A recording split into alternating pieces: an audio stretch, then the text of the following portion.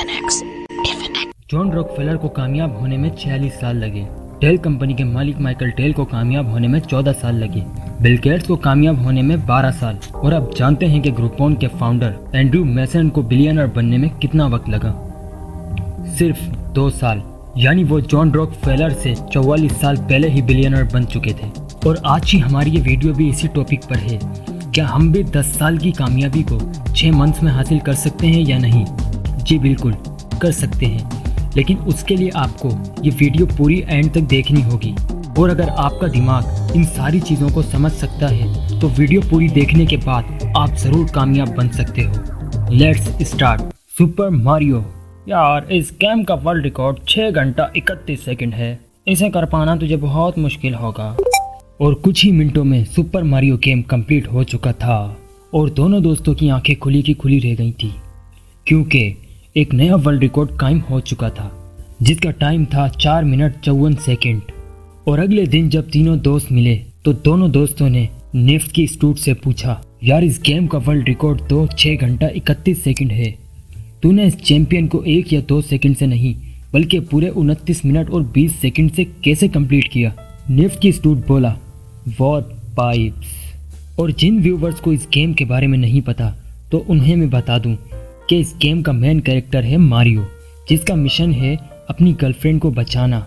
लेकिन उस तक पहुंचने के लिए मारियो को एक ब्राउस नामी मॉन्स्टर का सामना करना होगा।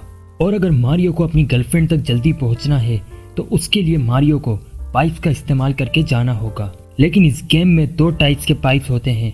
नंबर 1, जिससे कांटेदार पौधे निकलते हैं, जिससे मारियो की जान भी जा सकती है। नंबर 2, दूसरे पाइप्स को इस्तेमाल करके Mario level to level clear करके अपनी गर्लफ्रेंड तक जल्दी पहुंच सकता है, यानी शॉर्टकट्स। लेकिन उससे पहले यह पता होना जरूरी है कि हमें मारियो को कौन से पाइप से भेजना है जिससे बिना जान गंवाए वो अपनी गर्लफ्रेंड तक जल्दी पहुंच जाए। और ऑथर शैन टू अपनी बुक स्मार्ट कट्स शैन स्नो में कहते हैं कि हमारी रियल लाइफ में भी ऐसे बहुत से स्मार्ट कट्स हैं जिनका यूज करके हम लाइफ में जल्दी सक्सेस हो सकते हैं। लेकिन इस चीज को समझना बहुत ही जरूरी है और समझने के लिए हमें सबसे पहले कॉन्सेप्ट को समझना होगा जिसे कहते हैं लिटरल थिंकिंग। लेकिन लिटरल थिंकिंग को समझने के लिए जस्ट इमेजिन, आपने आज ही नई गाड़ी ली है और आप रात के टाइम अपनी गाड़ी चलाते हुए घर जा रहे हैं और अचानक बारिश होने लगती है और सामने ही आपको एक इंसान नजर आता है। गौर से देखने पर पता चलता है कि वो आपका दोस्त है और आप दोनों में इतनी अच्छी दोस्ती है कि उसने एक बार आपकी जान भी बचाई है। और आपके दोस्त से थोड़ा दूर एक ओल्ड लेडी भी खड़ी है जिसकी उम्र तकरीबन 90-95 साल के आसपास है। और उसी ओल्ड लेडी के थोड़ा दूर एक जवान लड़की भी खड़ी है जो आपकी लाइफ की क्रश है, आपकी गर्लफ्रेंड है। और आपके पास सिर्फ एक ही मौका है उससे बात करने का। और अगर आप आज उस लड़की से नहीं मिल पाए, उससे बात नहीं कर पाए, तो आप उसे खो देंगे। तो आप इनमें से किसको ले जाना पसंद करेंगे? और जिस सड़क पर आप खड़े हैं वो बहुत सुनसान है और दोनों तरफ जंगल भी है, लेकिन आप सिर्फ अपने साथ एक ही इंसान को ले जा सकते हैं क्योंकि आपके पास जो कार है वो सिर्फ 2 सीटर है। फ्रेंड्स, अब आप फंस चुके हो, तो आप अपने फ्रेंड्स को बचाना पसंद करेंगे क्योंकि उसने आपकी एक बार जान भी बचाई थी, या फिर आप उस बूढ़ी औरत को बचाएंगे जिसकी उम्र 90 प्लस है? और अगर आपने आज उस बूढ़ी औरत को छोड़ा तो शायद रास्ते में ही उस बूढ़ी औरत की डेथ भी हो सकती है। या फिर आप औरों की तरह मतलबी हो जाओ, अपनी गर्लफ्रेंड को बिठाओ और बन जाओ हीरो। मैं आप लोगों को 10 सेकंड का समय देता हूं, तब तक आप सोच कर बताएं कि आप किसको और कैसे बचाना पसंद करेंगे। और हाँ, कमेंट करके लाजमी बताइएगा ताकि सभी को आपकी सोच का भी पता चले। Now start.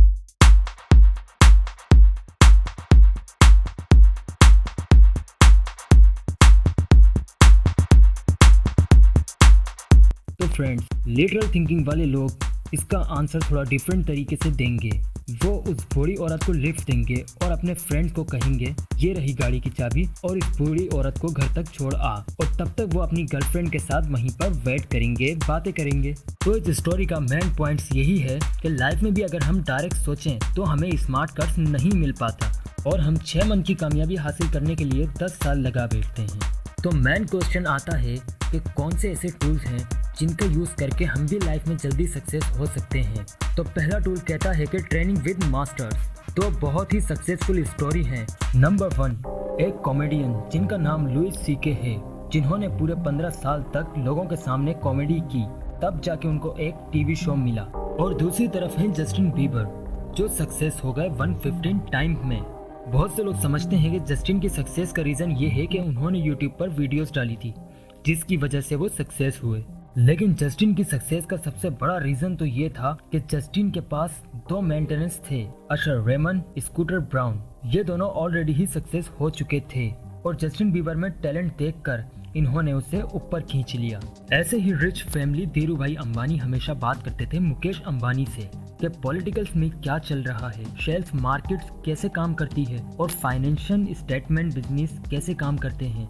सैनफोर्ड से MBA करते करते धीरू भाई जी ने मुकेश अंबानी को बुला लिया कि जमुनानगर ऑयल रिफाइनरी प्रोजेक्ट पर तुम्हें काम करना है, लेकिन इसमें मैं तुम्हारी कोई हेल्प नहीं करूंगा क्योंकि ये इंडिया का बिगेस्ट रिफाइनरी प्रोजेक्ट है। सेम चीज उन्होंने अपनी बहू नीता अंबानी के साथ भी आजमाई।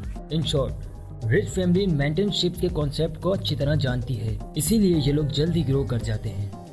हमें इन सब चीज़ों के बारे में कुछ नहीं पता क्योंकि हमें सिर्फ 5-10 सेकंड की मीम्स के बारे में ही पता होगा और ना ही हमने कभी इन बिजनेसमैनों की स्टोरियों पर बुक पढ़ी।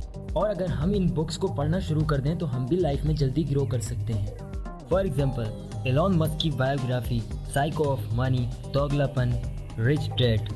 और अगर किसी को इंग्लिश नहीं आती तो डोंट वरी, ये सारी बुक्स हिंदी के अंदर गीगल एप्लीकेशन पर मौजूद हैं और इस एप्लीकेशन को आप जरूर डाउनलोड करके ये बुकें पढ़ें। ट्रस्ट मी, गीगल एप्लीकेशन आप लोगों की लाइफ बदल देगी। लाइफ में जल्दी ग्रोथ हासिल करने का नेक्स्ट टूल आता है रिपेयर फीडबैक। शैन एक बार एक लाइव कॉमेडी में गए और वहाँ पर वो इतना हंसे कि उनकी सांस रुकने लगी। उन्होंने मैनेजमेंट से बोला, भाई को इसे बंद करवाओ वरना मैं हंसते हंसते ही मर जाऊंगा। और यही हाल ऑडियंस का भी था और शैन्स ने पता लगाने की कोशिश की कि इन लोगों के जोक्स इतने अच्छे क्यों होते हैं।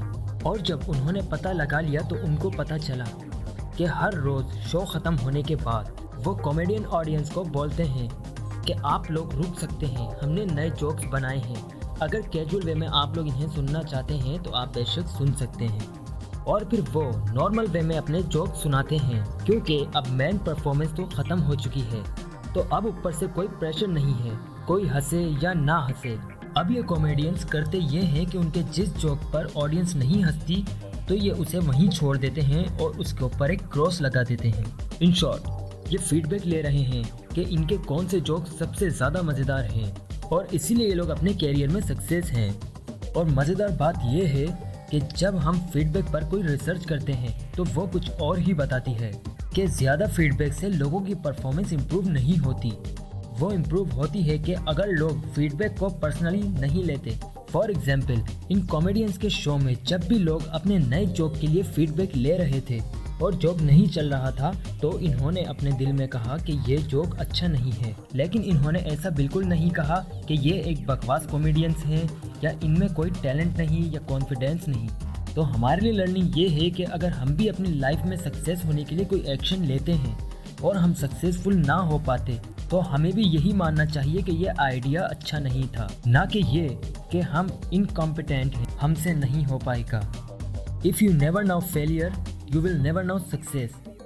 अगर आप लोगों को हार के बारे में नहीं पता तो फिर आप कामयाबी के बारे में भी नहीं जानते। So please never give up.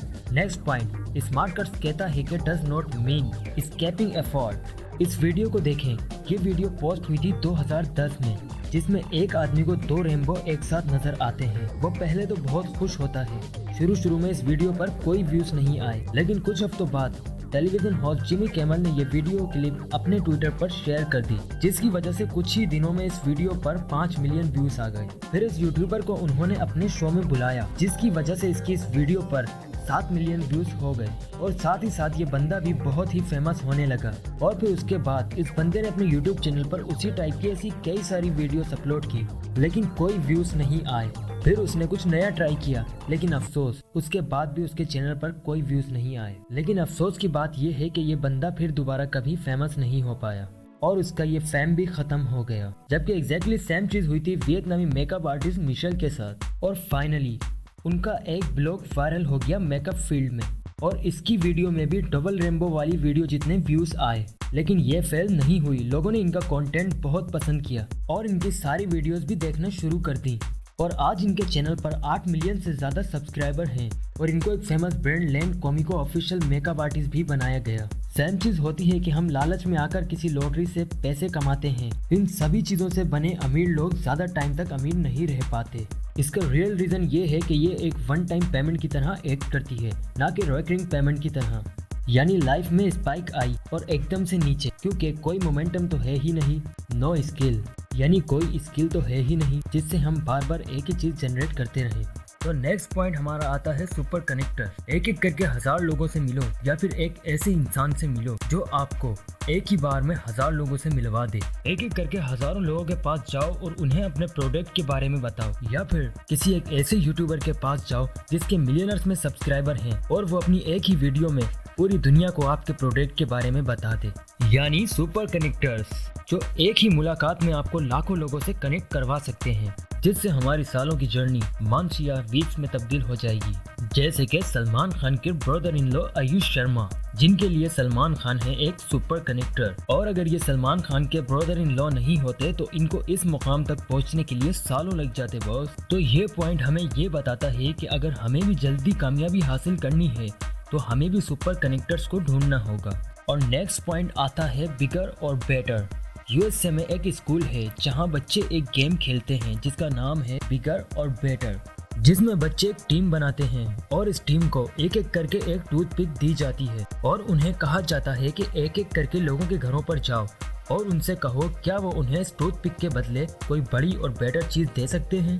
और बच्चे वही करते हैं, वो लोगों के दरवाजे नॉक करके बोलते हैं कि अंकल हम एक गेम खेल रहे हैं बिगर और बेटर, क्या आप हमें इस टूथपिक के बदले कोई बिगर और बेटर चीज दे सकते हैं। शुरू में तो कुछ लोग इन्हें डांट कर भगा देते हैं, लेकिन बच्चों को कहा जाता है कि बस आप लोगों के घरों पे जाते रहो और यही डायलॉग रिपीट करते रहो।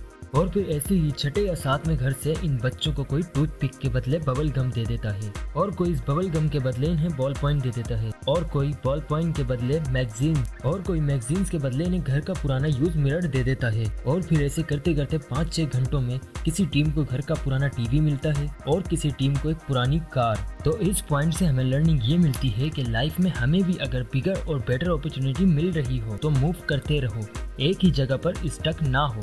For example, Kapil Sharma Mumbai singing के लिए आए थे, लेकिन जब उन्हें पता चला कि वहाँ पे उनसे भी ज्यादा बिगर और बेटर सिंगर मौजूद हैं, तो वो कॉमेडी में कन्वर्ट हो गए और आज कपिल शर्मा अपनी फील्ड के बेस्ट माने जाते हैं। Keep the moving, never give up. Comment करके लाजमी बताइएगा कि आप लोगों को इनमें से कौन सा टूल सबसे ज्यादा अच्छा लगा। तो दोस्तों, ये थी हमारी आज की वीडियो। आई होप आप लोगों को वीडियो पसंद आई होगी और साथ ही साथ समझ में भी आ गई होगी। और अगर वीडियो अच्छी लगी हो तो लाइक, कमेंट और शेयर करें अपने फ्रेंड्स और अपने फैमिली मेंबर्स को, और कमेंट करके बताएं कि आप लोगों को वीडियो कैसी लगी। और हमारे चैनल को सब्सक्राइब करके बेल आइकन दबाना ना भूलें ताकि हमारी हर आने वाली वीडियो आसानी आप तक पहुंच जाए।